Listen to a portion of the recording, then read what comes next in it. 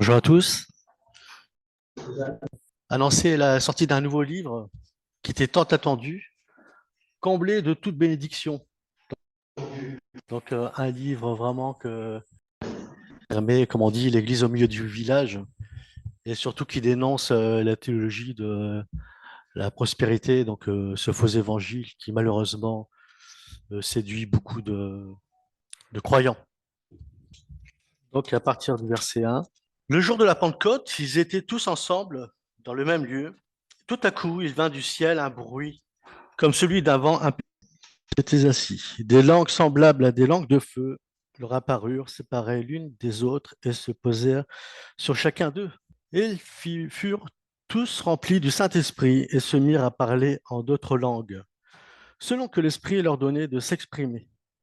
Or, il y avait en ce jour à Jérusalem des Juifs, hommes pieux de toutes les nations, qui sont sous le ciel au bruit qui eut lieu.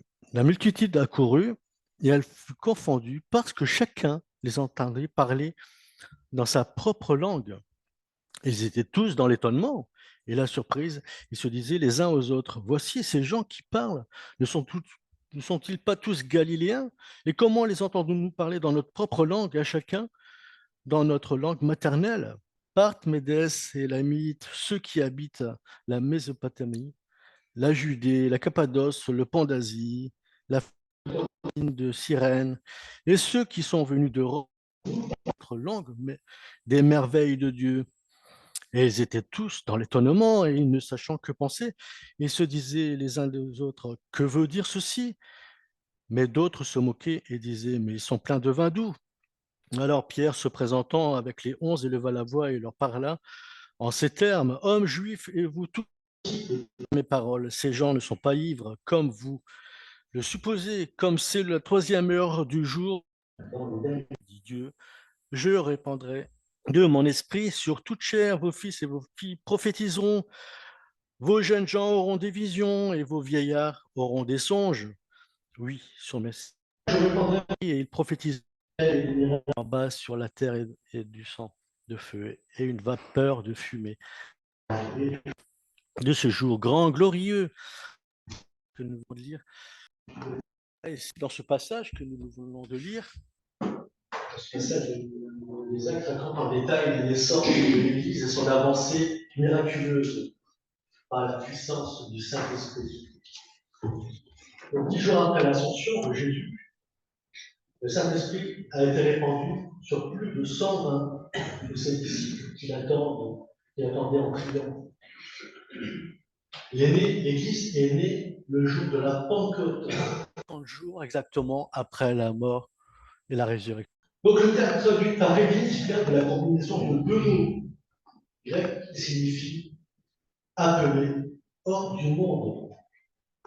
Donc c'est-à-dire que Dieu nous sépare du monde, nous sépare du monde pour que son peuple. Ensuite, il a donc le terme Église, quand il désigne l'ensemble des croyants du monde entier, est synonyme du corps de Christ, Éphésiens, chapitre. Donc, avec Jésus comme chef suprême de l'Église. Jésus est à la tête. Porte du séjour des que Pierre à Pierre, donc que Pierre a confirmé ce fondement. Jésus déjà s'est enseigné. Le consolateur sera venu. Donc il y a le fruit de l'esprit. Le fruit de l'esprit, c'est l'amour, la bienveillance. Donc c'est à travers aussi croyants, nés de nouveau, que nous pouvons dire. Ça ne peut pas être par l'imposition des mains. Trine. Nouvelle naissance, la foi en Jésus. Version. Dès lors, nous venons à Dieu avec un cœur repentant, que Dieu nous donne son. La particularité ce jour-là, c'est que les disciples, c'est particularité que Paul a confirmé à Timothée. Dans 2 Timothée 1,7. Un esprit de force. Donc, c'est bien sûr avec ont commencé ce jour-là sans avoir peur de parler en langue, comme nous l'avons lu dans le... Des milliers de juifs originaires du monde, donc des juifs qui venaient même qui avaient justement une fête ce jour-là. Vers ce don des langues, ils ont donc venus à Jérusalem pour la Pentecôte, ont entendu l'évangile dans leur propre langue. Et beaucoup importante à la fois dans l'Ancien Testament, la fête des semaines, et ça vous pouvez lire dans Lévitique 23, 15. Et cette fête célèbre la fin de la moisson. D'ailleurs, il y a une prophétie du prophète Ésaïe dans 28, aux lèvres balbutiantes et au langage barbare que l'Éternel parlera à ce peuple. Donc là, c'était évidemment une prophétie qui était annoncée, qui s'est concrétisée ce jour-là. Mais ce qui est intéressant aussi, c'est que c'était surtout destiné, c'était un signe pour les Juifs, parce que justement, les Juifs ont pu entendre, les Juifs qui venaient du monde entier, de toutes les nations, ont pu entendre le message de l'Évangile dans leur propre langue. Alors, au langage barbare, évidemment, si on parle chinois ou arabe, pour le Juif, ça va être un langage barbare. D'accord? Ça va pas être une langue, ça va pas être une langue inventée, mais c'est tout simplement. Et ce qui est intéressant de comprendre, c'est que, bon, justement, à travers la Pentecôte, donc il y a un mouvement qui a commencé, vous le connaissez tous, je pense, c'est le mouvement, le pentecôtisme, qui est apparu au début du XXe siècle. Donc, justement, pour comprendre un petit peu mieux comment était apparue cette doctrine, je voulais justement comprendre, et j'ai posé la question à l'IA. Donc ce matin, j'ai posé la question, enfin quand j'ai préparé, pour gagner du temps, parce que bon, j'avais pas trop le temps de chercher. Donc je me suis dit, bon tiens, là je vais poser la question à l'IA. Et parce que le problème, c'est que, le problème, c'est que d'ailleurs, je vais l'évoquer par la suite, c'est que dans ce mouvement, le problème, c'est qu'ils disent que c'est la langue des anges et non pas des langues. Quand ils prient en langue, ce sont des langues des anges. Donc voilà. Donc alors, pour comprendre comment est apparue cette doctrine, que le mouvement s'inspire du récit biblique de la Pentecôte dans les Actes des Apôtres, sa théologie et son identité propre se sont cristallisées à travers deux événements clés. Donc les deux événements fondateurs, donc en janvier 1901, Topeka, au Kansas, dans une école biblique dirigée par Charles Parham, une étudiante nommée Agnès Haussmann, la langue des anges. Après qu'on lui ait imposé les mains, donc c'est donc après l'imposition des mains, qu'elle a reçu ce, ce don. C'est à ce moment que Parham théorise le cœur de la doctrine, le baptême du Saint-Esprit. Et c'est une expérience distincte de la conversion et son signe initial est le parler en langue. Donc voilà, dans cette doctrine, donc ils disent que c'est justement en recevant ce don que se passe la conversion et le baptême du Saint-Esprit. Donc ils reçoivent le Saint-Esprit à ce moment-là, dès lors ils commencent à... à Los Angeles, en Californie, le réveil d'Azusa Street, mené par le prédicateur afro-américain William Seymour, ce rassemblement est intergénérationnel et multiracial, a duré plusieurs années et a propulsé le pentecôtisme au rang de mouvement mondial en envoyant des missionnaires partout dans le monde. Et donc voilà, c'est à partir de ce moment-là que cette fausse doctrine, je tiens à le rappeler ce matin, c'est une fausse doctrine, a été diffusée partout dans le monde par ces pseudo-missionnaires.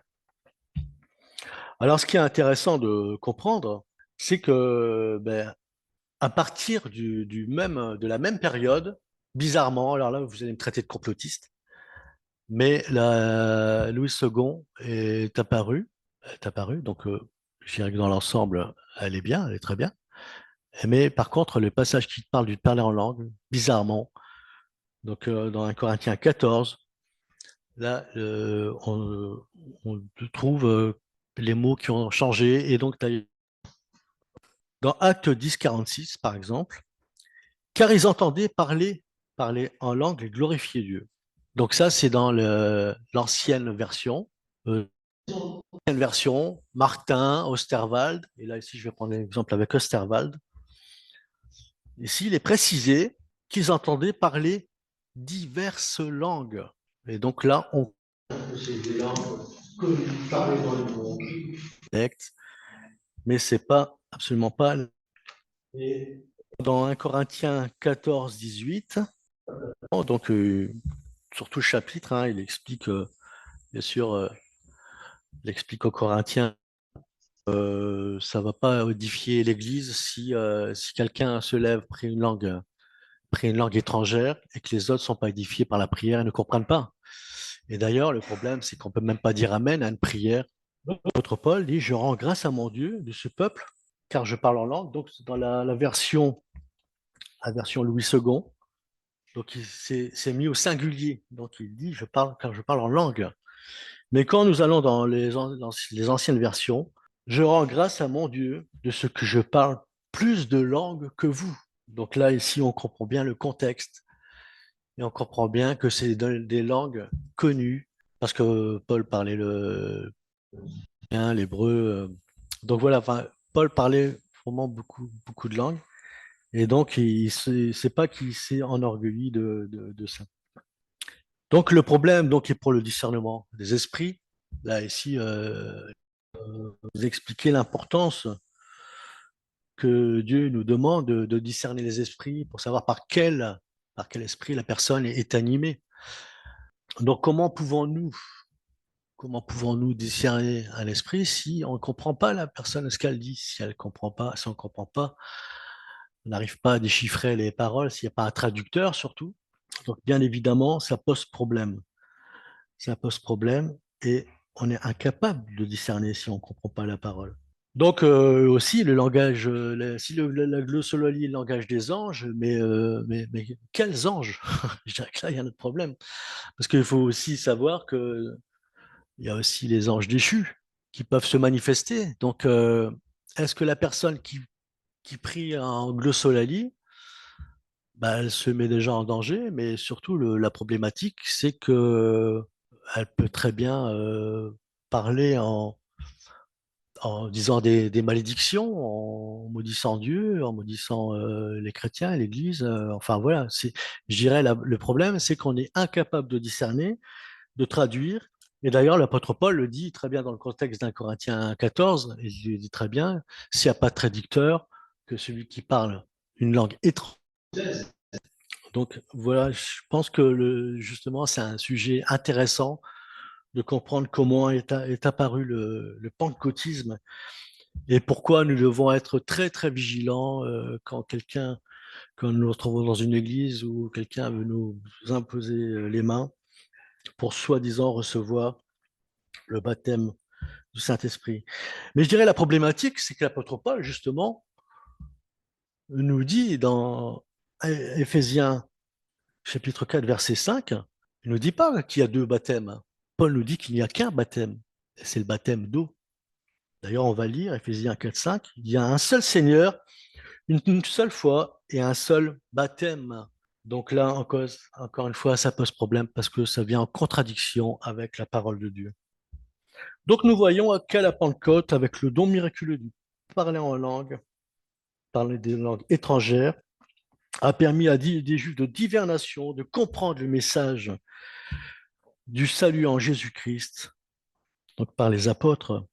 Et d'ailleurs, avant son ascension, Jésus confia à ses disciples de commencer la mission de faire toutes les nations des disciples.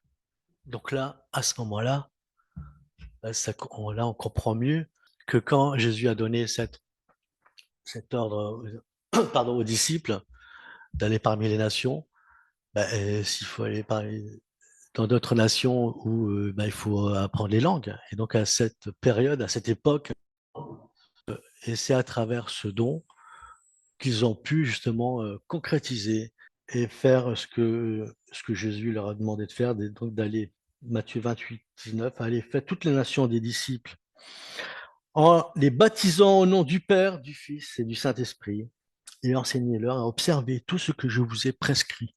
Et voici, je suis avec vous tous les jours jusqu'à la fin du monde.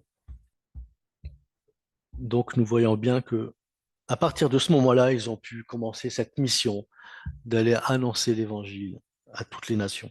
De Pierre aux Juifs, que son public eut le cœur vivement touché. Donc, ce qui a permis à l'apôtre de les appeler à la repentance et au baptême. Donc ça, c'est dans Acte 2, 38. Donc, reportez-vous et chacun de vous soit baptisé, vous recevrez le don du Saint-Esprit. Donc, à partir de là, en conclusion, 3000 nouveaux croyants se sont joints à l'Église. Et une assemblée de communion fraternelle, de fraction du pain et de prière des signes et miracles apostoliques, où personne, je dis bien personne, ne manquait du nécessaire. Parce que ce qu'il faut comprendre, c'est dans le contexte de cette époque, il y a eu une grande pauvreté. Intéressant, c'est que les chrétiens les plus riches qui étaient dans l'abondance partageaient avec les plus pauvres, ce qui faisait que personne ne manquait de rien et chacun pouvait manger à sa faim. Et ils se réunissaient, bien sûr, régulièrement. Donc le plus intéressant est l'accomplissement survenu à la Pentecôte de la prophétie. Et après cela, donc Joël 2, 28, je pense qu'on peut le lire, Joël 2, 28. Après cela, je réponds, vos vieillards auront des songes et vos jeunes gens auront des visions. Même sur les serviteurs et sur les servantes, dans ces jours-là, je reprendrai mon esprit. Alors certains diront oui, mais non, ces dons ont disparu. Mais moi, je dirais non. Ils n'ont pas disparu parce que nous savons que dans les pays où il y a de la persécution, comme les pays musulmans, où les missionnaires ont du mal à aller dans ces pays, ben justement, Dieu, c'est à travers, il utilise son esprit pour juste à travers des visions, des songes, pour leur révéler. Donc, on a souvent entendu des témoignages dans ce sens-là, des personnes suivre. Donc, ça, c'est toujours d'actualité. Donc, dans Acte 1, 8, mais vous recevrez une puissance, le Saint-Esprit survenant sur vous, et vous serez mes témoins à Jérusalem, dans toute la Judée, dans la Samarie, et jusqu'aux extrémités de la terre. Donc, à travers le Saint-Esprit, donc, il aura été rendu capable de pouvoir, avec assurance, d'annoncer l'Évangile, sans timidité, sans peur, malgré la persécution qui a commencé à cette période-là aussi. Parce que Dieu aussi a permis la persécution pour que justement les disciples puissent aller parmi les nations pour que la bonne nouvelle soit annoncée. Donc ceux qui ont été sauvés ont été baptisés et se sont ajoutés à l'Église jour après jour. Quand la persécution a éclaté, les croyants se sont éparpillés, comme je viens de le dire.